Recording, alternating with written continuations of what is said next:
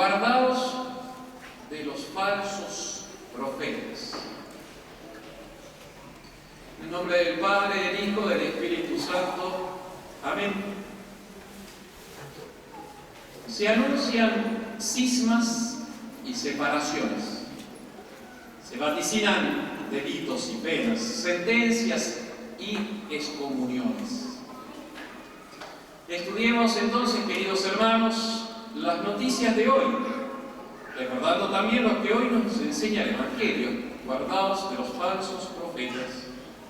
Los conoceréis por sus frutos.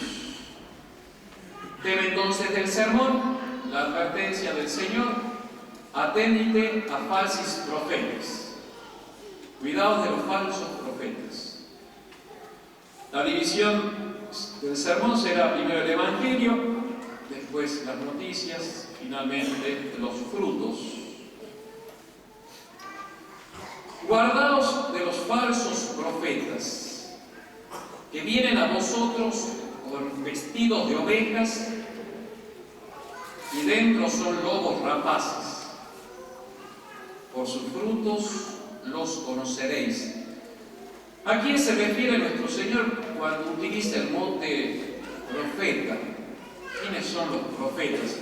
Los profetas no solo son aquellos que ven a la distancia, vaticinan hechos futuros, son aquellos que revelan, que reciben de parte de Dios revelación, son iluminados, inspirados, movidos por Él, y así están revestidos de su autoridad, enseñan con autoridad de Dios.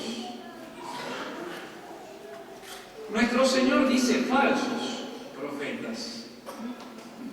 ¿Quiénes son esos falsos profetas? Son los maestros errados, los que hacen perder al rebaño.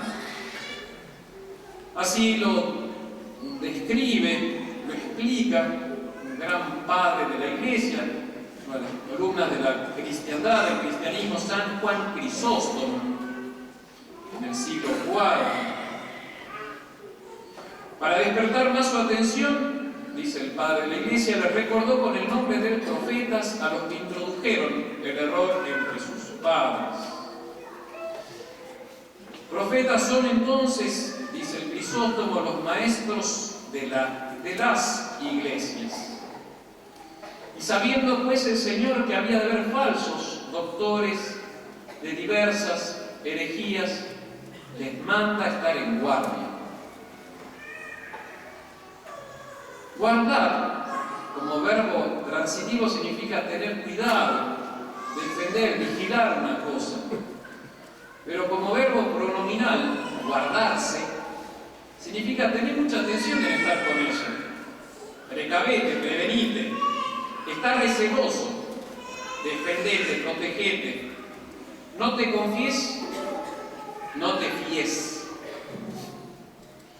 Sigue diciendo el Crisóstomo que la expresión de Jesús no es mirad de los falsos profetas, sino guardaos, están atentos, observad, atendite. Porque dice cuando la cosa es clara, cierta, o fácilmente estás precavido. Pero es más complicada cuando la cosa es compleja, no es fácil. No es fácil discernir. Y explica San Juan Crisóstomo que Dios a propósito dejó que el tentador mezcle cizaña en su campo, porque quiere, cito, tener siervos suyos que tengan discernimiento, que sean despiertos, que estén en atención, aténtite, precavidos. Guardaos de los falsos profetas. El Evangelio. Ahora, las noticias.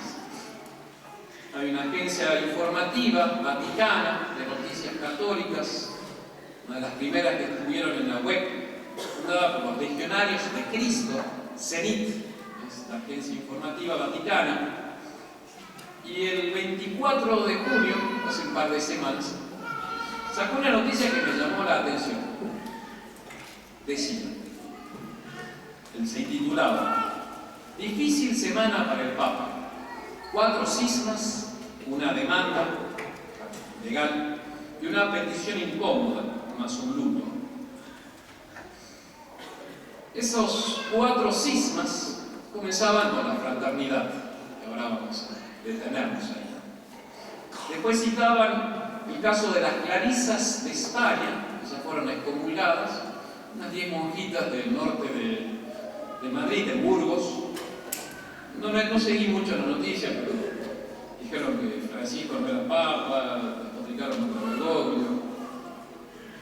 Se adhirieron un tiempo, a lo menos, más o menos siguiendo que a un obispo sede vacantista y acusaron a la diócesis de otros entuertos.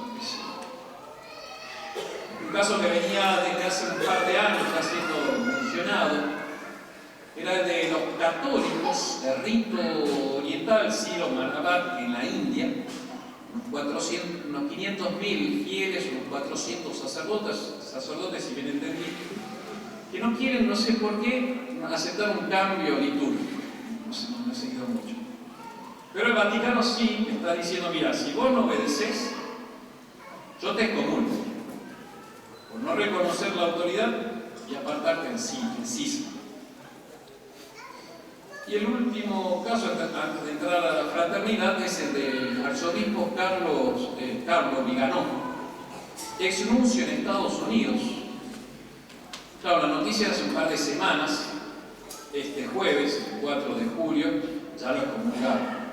El dicasterio de la doctrina de la fe al mando de Víctor Fernández, el ahora cardenal nacido en Río Cuarto, Córdoba, y llevado recientemente al Vaticano. Dice el comunicado de la Santa Sede: son bien conocidas sus declaraciones públicas, de Viganò, de las que resulta su negativa a reconocer y someterse al sumo pontífice, su negativa de la comunión con los miembros de la Iglesia, sujetos, de su negativa a la legitimidad y autoridad magisterial del Concilio Ecuménico Vaticano II. Al término del proceso penal, Viganò fue declarado culpable del delito reservado de cisma. El dicasterio declaró la excomunión late sentencia. Yo el caso de las clarisas, religiosas clarisas de Burgos, no lo conozco, ni de los sirios malabares de India, en detalle. Y respecto al arzobispo Viganò, nuestra congregación, la fraternidad, siempre ha guardado una reserva, considerando su paso de un lado al otro un poco sorpresivo, por no decir precipitado, un poco equilibrado. Pero no es cuestión ni de alabar ni de hacer leña de árbol caído. No me meto, por decir así. Lo que sí digo es que suena raro que el Vaticano, que ahora se ufana de recibir a todos y de bendecir a todos, ahora se ponga como firme santo oficio, inquisidor, echando solo a algunos. Es raro que Fernández ahora se ponga de inquisidor, al quemado. Pero lo que me interesó más del artículo es cuando hablaba de la fraternidad. De hecho, comienza hablando de la fraternidad. Es un artículo escrito por el sacerdote mexicano, legionario de Cristo, padre Jorge Enrique Mujica, andará rondando 40 años, es el director de CENIT, y dice así, comienza así, sí, leo directo.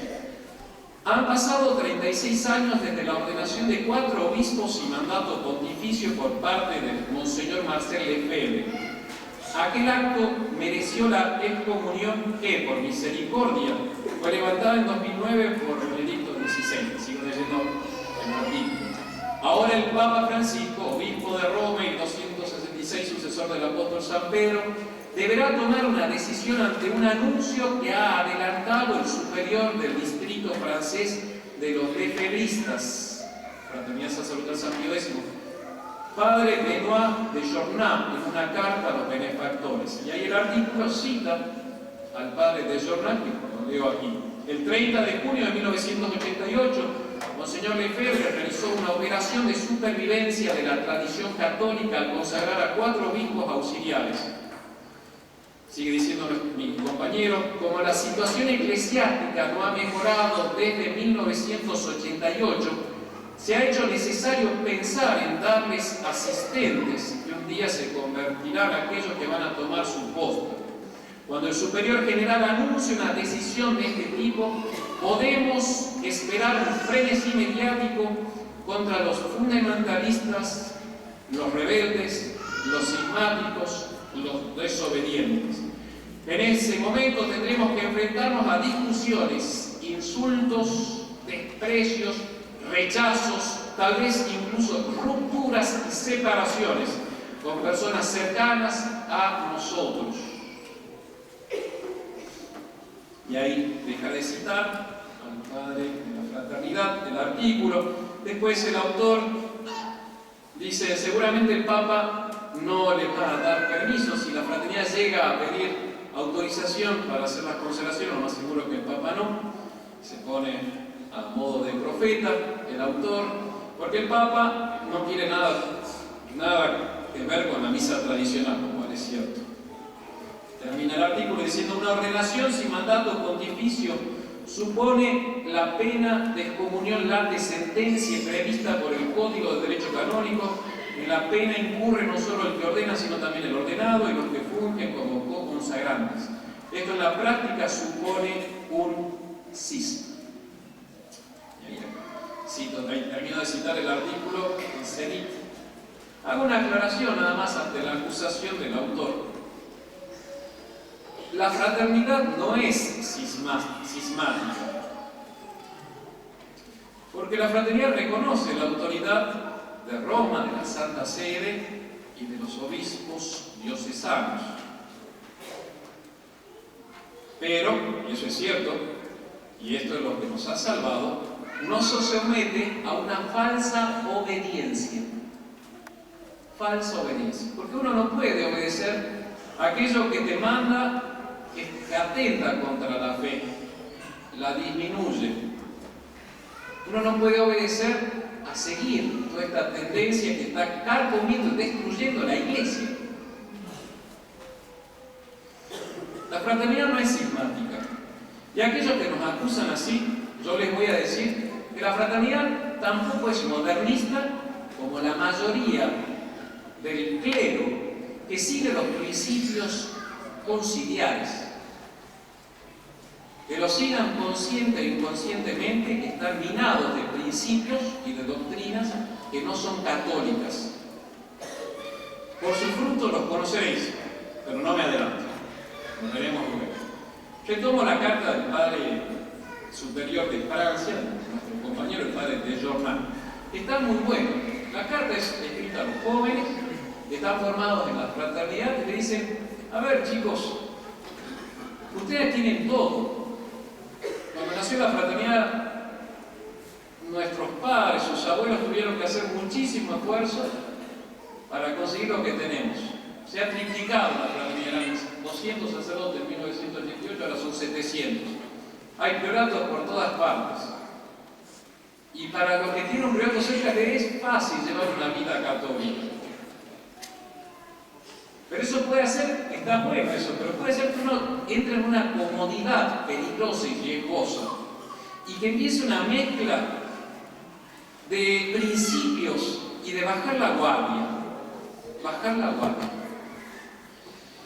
Esta relativa facilidad para una vida cristiana fiel a la tradición, dice el Padre de Jornal, puede ser un peligro porque puede hacernos dormir en la comodidad y perder el vigor y el ímpetu de nuestra vida espiritual. Y pone ejemplos concretos del Padre. Muchos solo siguen de vez en cuando la línea de la fidelidad absoluta a la fe que nos enseñó Monseñor Lefebvre. Dice, estos formados en nuestras capillas, un día son cristianos y el otro día son mundanos. Un día son Fraternidad San Pío X, un día Ecclesia Dei, o incluso carismáticos. Un día misa tradicional, al otro día misa nueva. Un día peregrinación de Pentecostés en una dirección, un día de peregrinación en la dirección opuesta. Tema muy de Francia, de la peregrinación Chartres-París, París-Chartres. Una hecha por la fraternidad, la otra hecha por la peregrinación de la cristiandad. direcciones opuestas. Y ahí cuando justamente dice el superior de Francia, es necesario que nuestros jóvenes tengan fuerza, que no se acomoden, que no pierdan el vigor, el ímpetu, para mantener la línea recta de la fe y no transigir con lo que no conviene. Y ahí es cuando dice, bueno, cuando llegue el caso de que se mencione, el superior general diga que va a haber consagraciones episcopales, va a haber pruebas. Va a llegar el terrible momento que llegó cuando en 1988 Monseñor Lefebvre procedió a las consagraciones. Llevó a muchos a la trágica necesidad de elegir. En ese momento era imposible permanecer neutral, pasar de largo, fingir lo que no se elegía. O se aceptaba a los sacerdotes de la fraternidad, ordenados por los nuevos obispos, o se rechazaba tener nada que ver con ellos. Fue una batalla impresionante que dividió a las familias, a los amigos, a las asociaciones, a las capillas. Si bien es cierto que el 80% permaneció fiel, hubo menos del 20% que sintió la necesidad de separarse. Son las noticias, ahora los frutos. Por sus frutos los conoceréis. No puede el árbol bueno producir malos frutos, no puede el árbol malo producir buenos frutos. Nuestro Señor dice frutos, no habla de troncos, no habla de raíces, porque cuando el árbol es chico, cuando el árbol no ha producido fruto, es difícil distinguir con claridad qué es cizaña y qué es trigo. Pero una vez que producen frutos, ya llevamos 60 años del Concilio Vaticano II, uno puede ir diciendo, estos son los frutos de estos principios modernistas, conciliares, y estos son los frutos de la doctrina católica en su tradición. Es importante señalar que no son dos árboles, porque no son dos iglesias. Hay una única iglesia de Cristo, la católica, apostólica y romana. Pero lamentablemente una parte de la iglesia está tomada por un cáncer tremendo que se llama modernismo. Está en metástasis. Y la Iglesia Católica, Apostólica Romana también tiene principios de savia, limpia, que son la de la doctrina tradicional y de la misa de siempre. Y hay ramas que producen frutos de muerte, de cáncer. Y hay ramas todavía verdes que siguen produciendo los frutos de siempre. Es muy claro ahora, después de 40 años de las consagraciones episcopales, 60 años del concilio, ver la diferencia, ver los frutos en una parroquia, en una capilla de misa tradicional, en la liturgia, el respeto, el silencio, el misterio de la misa, el respeto al cuerpo místico de Cristo, o una cena fraternal con guitarra y pandereta. Es muy fácil ver los frutos de la predicación de la doctrina.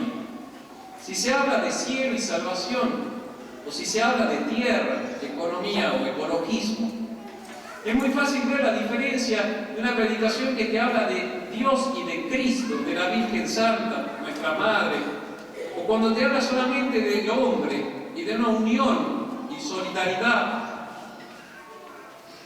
que mucho tiene que ver con los ideales masónicos de fraternidad. Muy distinto ver una iglesia que se identifica como el cuerpo místico de Cristo, la única por la cual podemos ser salvados, y una iglesia moderna, ecuménica, que predica que toda religión te lleva a Dios y en todas te puedes salvar, que lo importante es la unión. Es muy distinta la predicación de una iglesia que se considera de constitución jerárquica, de una iglesia que se considera sinodal, donde todos mandan en aras de la democracia, es muy distintos frutos producen los seminarios conciliares que los seminarios tradicionales. Los que guardan el ideal sacerdotal de ser mediador, de ser otro Cristo, que de ser asistente social. Es muy distinta la vida consagrada de los religiosos y religiosas que se entregan a Dios y no al mundo ni a lo profano. Es muy distinto ver en la familia los frutos que produce la doctrina tradicional de entregarse a Dios, donde el esposo es autoridad, donde la mujer es colaboradora, donde se guarda distancia del mundo mundano hasta evitándose las modas, donde rezan en familia, donde aceptan los hijos que Dios quiere mandar, y no aquellas familias que nos quieren limitar a los hijos que Dios quiere enviarles. Por sus frutos los conoceréis.